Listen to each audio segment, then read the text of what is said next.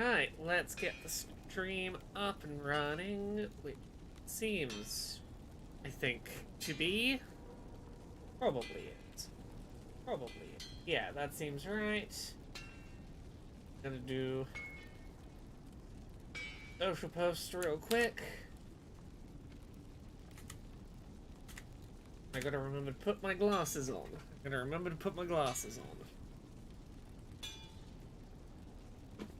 Because they demonstratively do, they help. As I learned with Gamescom this past week. I've been traveling, my glasses are mildly grubbied. I have touched the lenses, I must give them a little clean before I wear them on stream. Being the problem of running around from appointment to appointment, being all chaotic. Hey, Artist Synth, how are you doing today?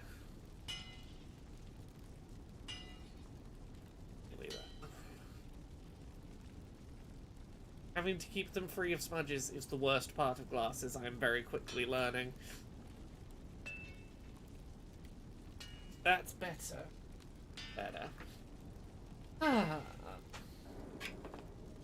Now, while we get set up, time for me to check whether any of my other bits of work from Gamescom have gone up yet. I know there's one bit in particular I'm waiting for. Has my Piece on Paste magazine gone up yet? No, that's my good piece. That's the one I'm excited for to go up. That's the bit I did. That's the piece I did for me, and not just because that's what was going to pay the bills at Gamescom. Yeah. Hey, Saint Nobody, thank you very much for the 42 months of sub. Nobody expects the Dragon Age Inquisition.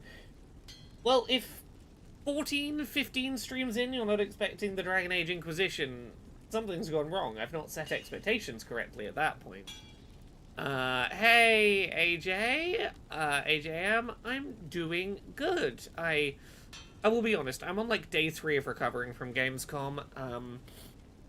I was at Gamescom in Germany last week, and it was great, but I've needed a few days to recover. The last couple of days I went to the cinema in the middle of the day, in like the early afternoon, and fell asleep. Started to fall asleep during the film I was watching and had to be nudged awake by my lovely wife to keep me awake. I was struggling. The fatigue was real. The BT says, hello Laura, hope Gamescom went well. It did. I got so many things to talk about. If nothing else, I have this video game controller made of cubes that I am excited to talk about, my weird cube contraption. Are we getting a Silksong Not Being Announced stream tomorrow? Yes. So tomorrow, 3 PM UK, 10 AM Eastern, 7 AM Pacific. There is a double whammy Nintendo Direct. There is 40 minutes of an indie direct followed by a partner showcase, so it'll be indie games followed by third-party games, taking up about 40 minutes. I will be doing a reaction stream. I should be around. I've got control alt access to record in the morning, and I've got to edit it during the day, but there should be a convenient gap in my day where I should be able to do that reaction stream. Saint Nobody says, you blew your chance to assassinate Jeff Keighley and be the new Lord of Video Games PR. Look, I didn't say it during the Blue Sky thread, but, like, there were a surprising number of very big security people just out of sight, ready to tackle anyone who should attempt an assassination of Keighley. Like, they have learned from the past that they need to have people around to make sure no one just runs onto the fucking stage. Guten Tag, Andy H. I'm learning German very slowly. I've started learning German. I don't know very much of it, but I can say, meine Mutter, meine Frau, bitte, Dankeschön, Kaffee und Milch, Milch, what else do I remember of German? Very little. Wasser, I remember Wasser, beer, tea, cafe, these are fairly easy.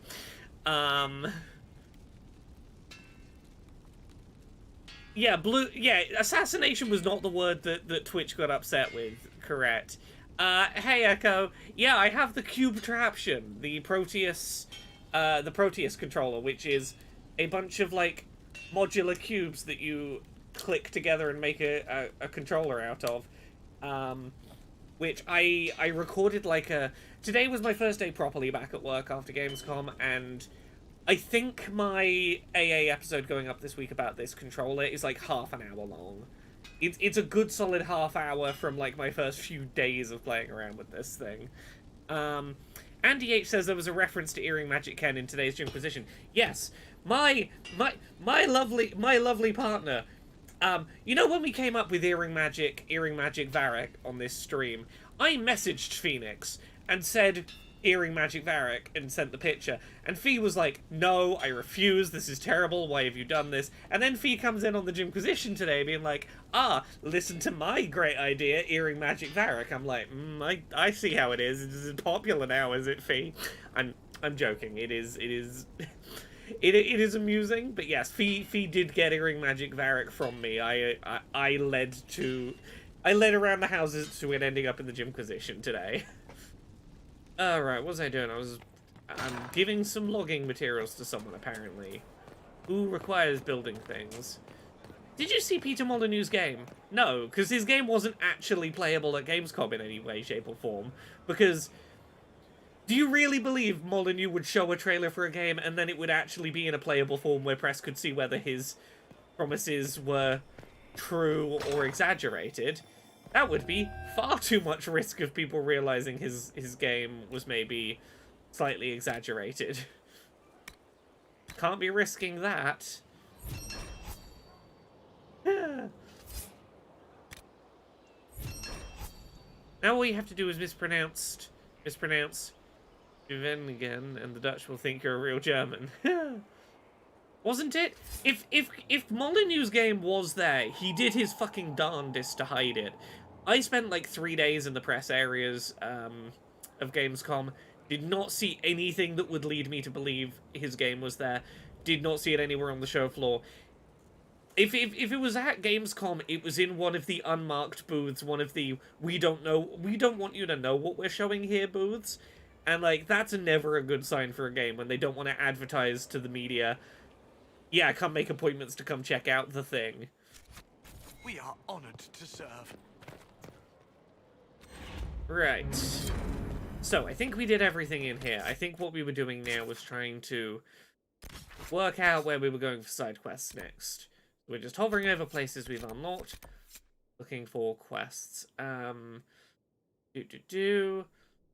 to strange shards. This was one that I unlocked this, and then I never went there because I was afraid of progressing plot off stream, wasn't I? But this is one. This is one I think I was supposed to have at some point done this quest, and I didn't do it. So I'm gonna do this quest now while we chat about Gamescom. If anyone wants to know about any of the stuff I played at Gamescom, I'm happy to chat about stuff. Let me get you a vague list. What are the important things I played at Gamescom that like are worth talking about? I got a list of them somewhere. So I've been playing around with the Proteus controller. I can talk about that if people are interested. I got to try out the Xbox. The nunchuck-style joystick accessibility controller they announced at Gamescom. Stalker 2, Path of Exile 2, Date Anything, I think it's called. The game that the dating sim that Steph wrote for.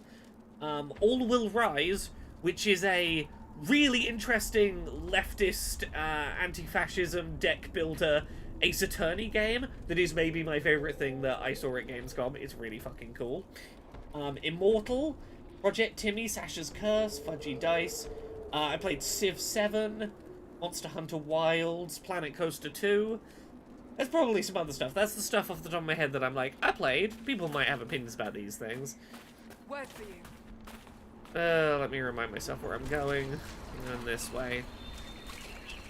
What was the leftist Ace Attorney game?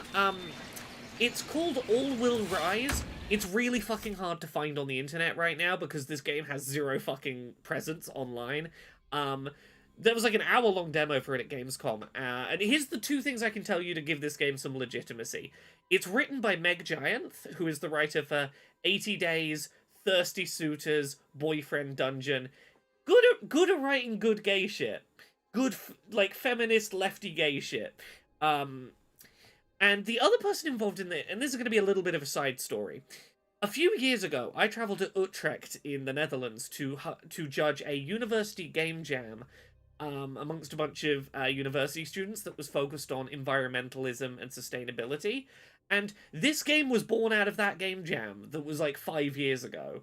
The gist of this game is it is a deck builder, but the deck building is in order to help you win courtroom trial battles.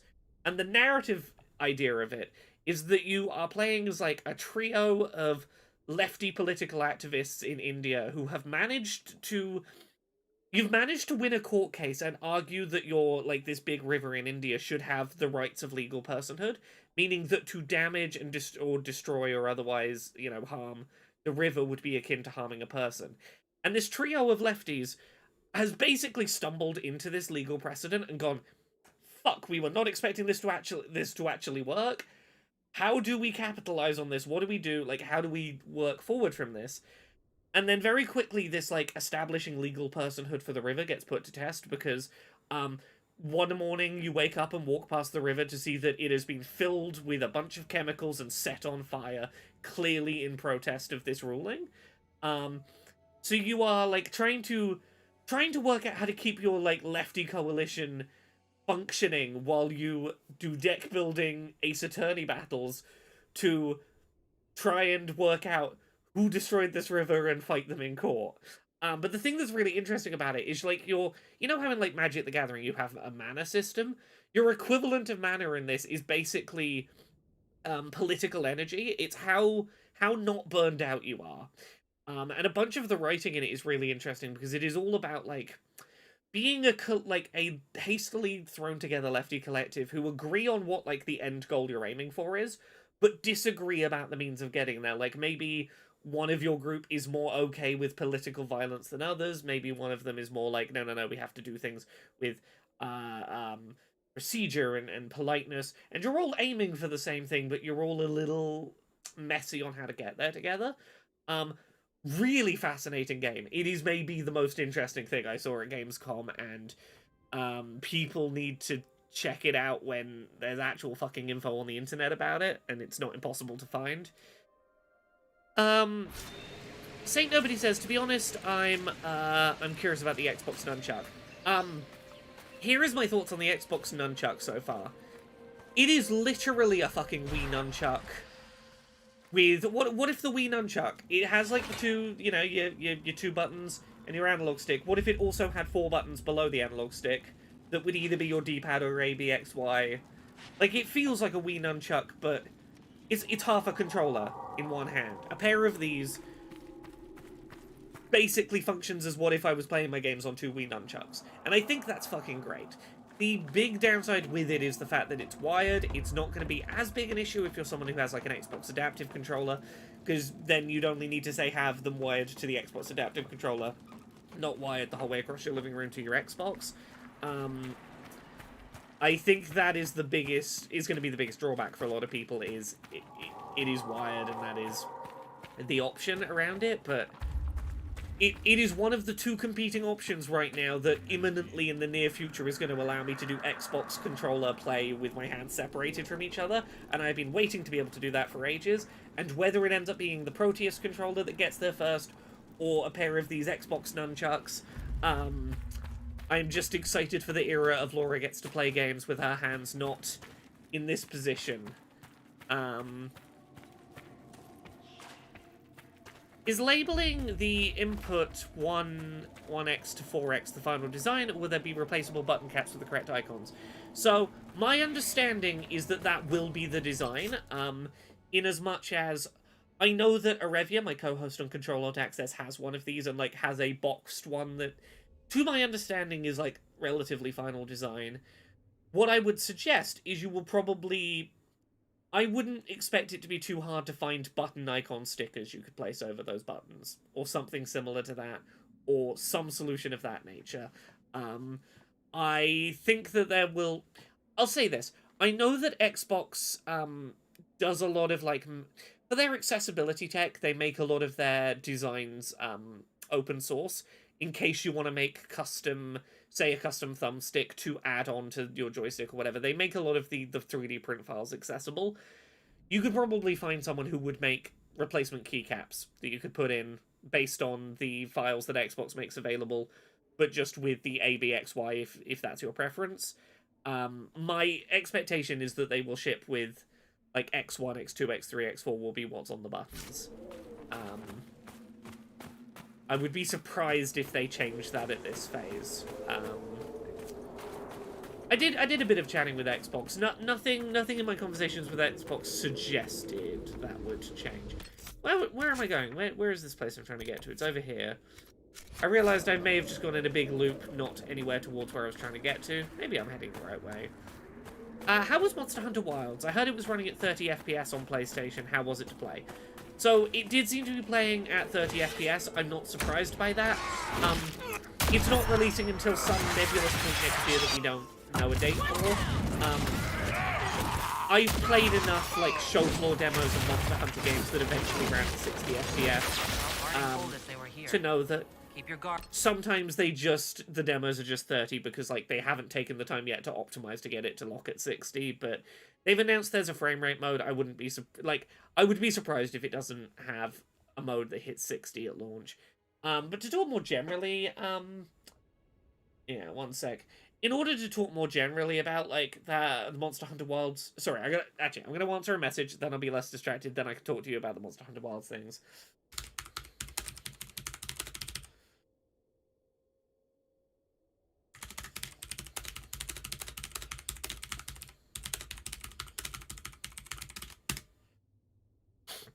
I'm trying to work out what time we're recording Control Alt Access tomorrow.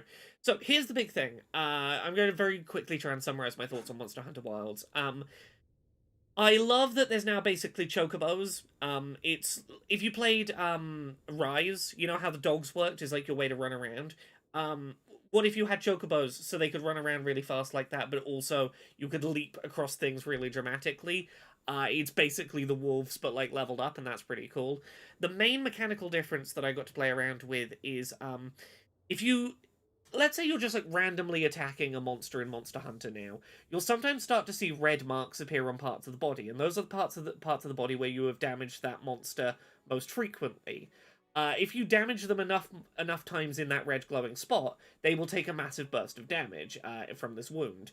A way that you can now, like, focus on damaging those specific points to get those bursts of damage is that you can hold down L2 to basically enter an aiming mode, and you do your attacks as normal, but they will connect with the point that your aiming reticle is aiming at. So you can sort of aim at the red mark, do your attack, do your extra damage, cause a big burst of damage on the wound. It's a really nice change that, like, is an additional layer on top of, like, otherwise fundamentally unchanged Monster Hunter combat. I'm really excited to see what they do with that mechanic. That is my big difference. Saint Nobody, I will tell you about PS5 Pro stuff in a minute. I'll let you know what I've been hearing.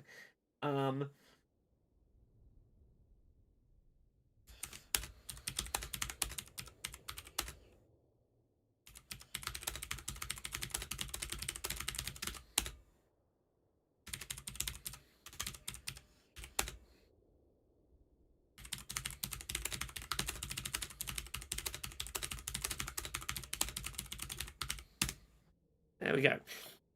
So, yes, Saint Nobody is saying, I saw an article claiming that the PS5 Pro was basically an open secret. Devs were sort of openly saying that you'd get better quality of performance on advanced hardware.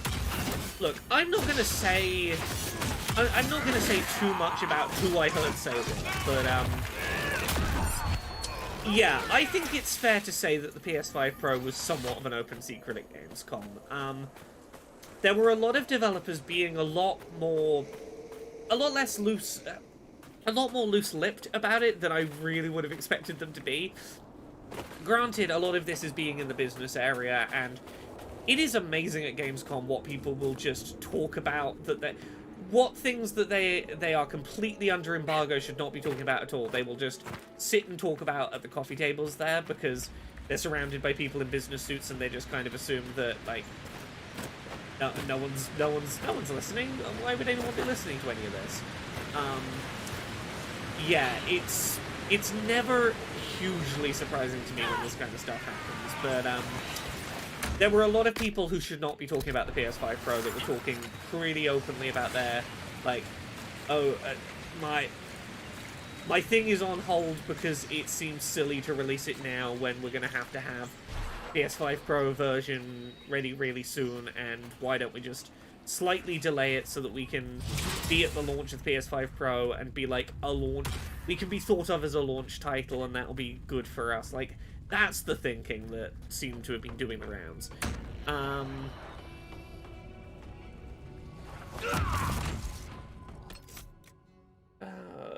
One sec.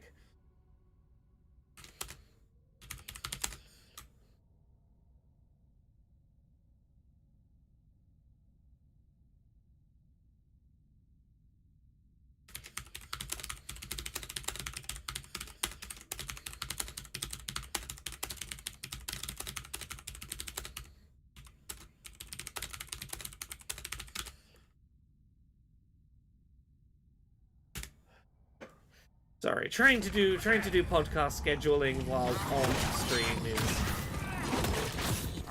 not convenient.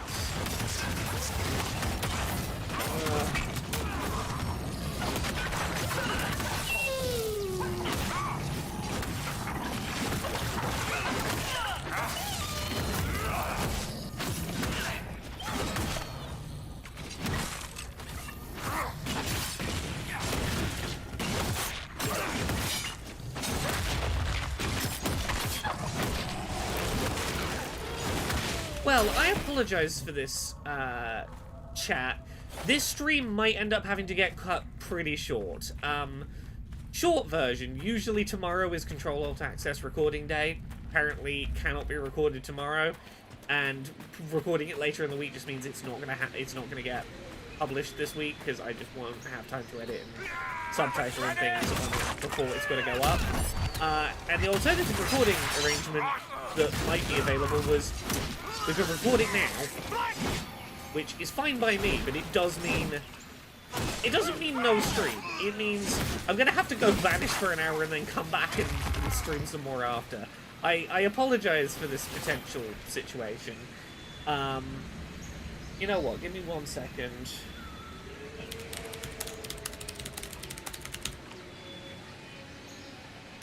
Cool. I'm going to be streaming for like another 15 minutes, then I'm going to go record Control-Alt-Access, and then I will come back and finish the stream. I'm sorry about this. This is the joys of having scheduled recording with a bunch of other people. What we're going to do is we're going to make the next 15 minutes of this stream into talking about Gamescom. Does anyone else want to hear anything else about any other things from Gamescom for like the next 15 minutes before I run away, record a podcast, and then come back to do some more streaming? It's an intermission, we'll all go to the snack bar, yeah.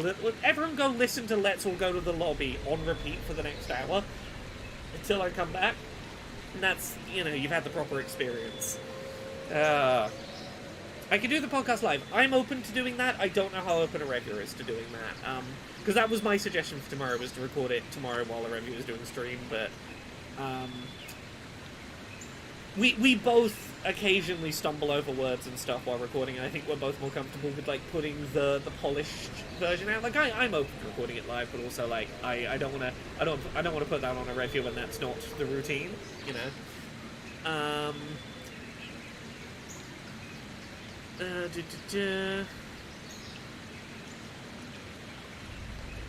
Thimba, I can summarize that story to you pretty quickly. So, for anyone who didn't catch this story, there is a very lengthy article by Grant Stoner over on IGN. It is an incredibly well-researched and very depressing piece of journalism that I will summarize to you as such. Coty Craven is someone who is probably best known for creating Can I Play That? The short version is, over the years, Coty Craven has been creating fake personalities, usually that are presented as being romantic partners, usually who are Cody Craven is white. The fake people that they're in relationships with are non-white and with disabilities that he doesn't have. He uses these has been using these fake personas for years to write about topics that do not personally impact him as if they personally impact him. Um, to receive grant funding designed for people from marginalized communities he is not a part of. He faked his fake partner's death in order to capitalize on people's sympathy to crowdfund to get the money to originally start Can I Play That? And basically has for years been creating fake personas as a way to interact with marginalized communities and to speak as a voice for marginalized communities that he was not a part of, in terms of intersectional identity in the disability space.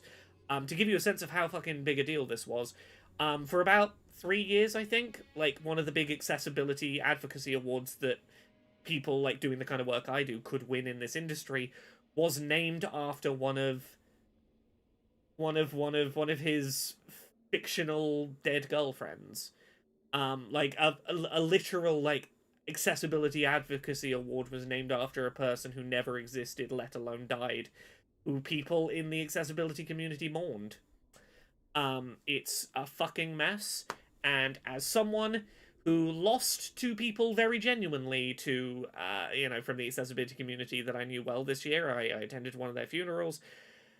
I interacted with some of these fake personalities that Coty created, and it is a weird feeling to have in 1 year, like, within the space of a week, to have 2 people I know die in this very small community, and then find out that at least a third person I knew in this community never existed in the first place. Fucking with me. I don't know how to emotionally process it. It is what it is. Yeah.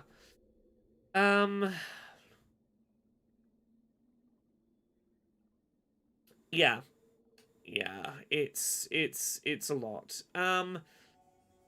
AJ, I did not get any hands-on time with Veilguard. Veilguard was unfortunately not at Gamescom. I was hoping it would be at Gamescom, given that it's releasing end of October. I really thought it would be, but no, it was not at Gamescom, so I didn't get to go hands-on with it, but I'm hoping I will get to eventually. We'll see. Right, let me just look at the time. So I got like 10 minutes. Cool. Yeah, that I'm gonna talk more in depth about that story on Control Attacks. That'll be up on Thursday this week. But yeah, it's a lot.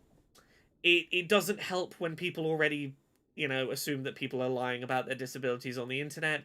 It doesn't help that this is an example of a white person, like, very literally caricaturing black people in order to take up the very limited space in an already very white-dominated industry. And it really sucks that, even though Cody Craven is nothing to do with Can I Play That anymore, that Can I Play That now has this thing attached to it of this site was started based on funding for a person whose death never happened. And that's a really horrible bit of baggage to weigh on such a good site. Yeah, it is what it is. It is what it is. Proteus controller. I'm going to talk about some quick thoughts about the Proteus controller while I've got some time. Very in-depth thoughts coming later this week. First of all, the price is the big factor for this. 300 quid is a lot, and it's going to be prohibitive for some people. But that aside, this is a really fucking special controller. The ability to really easily just turn a component, take it off. I've now gone and dropped it on the floor because of course I have. And just be like, yeah, no, disconnect it apart, put it on another piece. You got a whole new controller. That's super cool. A lot of the way this is built is like it feels really premium. For something that's going to charge as much as this does, it does feel really solid. My biggest issues with it right now are I want to have a second dongle so I can have this as a split-handed controller. It's technically possible. The fact that there is going to be an ability to buy a second dongle separately is great. The fact that it's going to cost $30, I have my doubts that it's going to cost them $30 to produce a second USB dongle for this thing. I think there is a degree of profiteering off disabled people going on there, and I can't prove that, but it feels kind of gross. Right, give me 1 second. I gotta find where that thing I dropped has gone. Oh, it's gone right into the corner of the room. It seems like my recording session is about to begin. So I'm gonna end this stream here. I'm sorry this was only, what, half an hour. I will be back at, like, we're coming up to. I'll be back at, like, 11 UK, so in, like, an hour, maybe an hour and 10 minutes. And then we'll do, like, another hour, hour and a half of Dragon Age. I promise we will get some Dragon Age done on stream today. Thank you so much for your patience, everyone. I'm sorry that this is the time slot I have to get the recording done. I will be back streaming shortly. We've got like an hour of Nintendo Direct streaming tomorrow, so I'm making up for it this week. Chat to you all soon. Goodbye.